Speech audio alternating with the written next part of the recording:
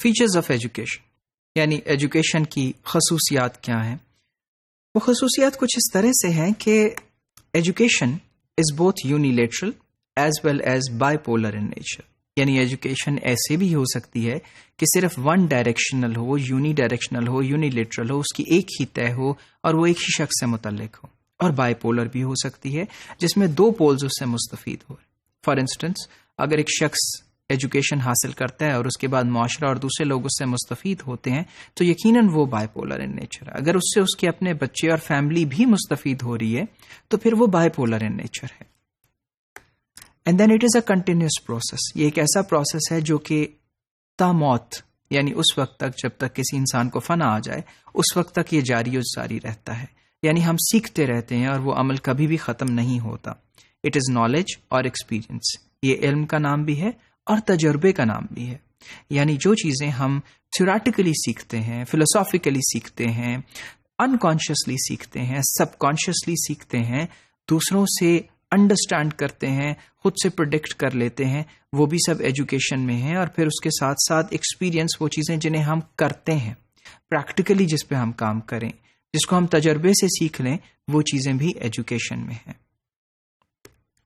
It is the development of particular aspects of human personality or a harmonious integrated growth، یعنی یہ اس طرح سے بھی ہم اسے لے سکتے ہیں کہ یہ شخصیت کے کچھ خاص ایسپیکٹس کی ڈیولپمنٹ ہے، اور اس طرح سے بھی کہہ سکتے ہیں کہ یہ ایک ہارمونیس، ایک ایسی چیز جو کہ دوسروں کے ساتھ ربط میں چل رہی ہو، اس کی ایک انٹیگریٹڈ گروتھ کا نام ہے، یعنی دوسروں کے ساتھ مل کے چلنے اور ایک خاص ڈائریکشن میں ڈیولپ کرنے کا نام بھی ہے۔ سو یہ سبجیکٹو بھی ہے اور آبجیکٹو بھی ہے۔ It is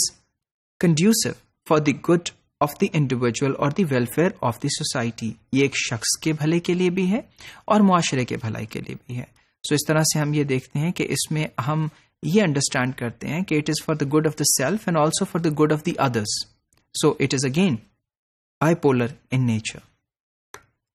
And then it is a liberal discipline or a vocational course۔ یہ لبرل ڈسپلن بھی ہو سکتا ہے، وہ چیزیں جنہیں ایجوکیشن کی خاطر ہی سیکھا جاتا ہے، جن کی بریڈتھ بہت زیادہ ہے، جن سبجیکٹس کے اندر فلسفی، سائیکالوجی، اینتھروپولوجی، ایجوکیشن، بہت سے سبجیکٹ شامل ہوں۔ اور پھر ایسا بھی ہے کہ اٹس اے ووکیشنل کورس، کہ اس طرح سے جسے کسی چیز کو خاص طور پہ ہنر کو سیکھنے کے لیے عمل میں لایا جائے، وہ چیزیں بھی ایجوکیشن کے خواص میں شامل ہیں۔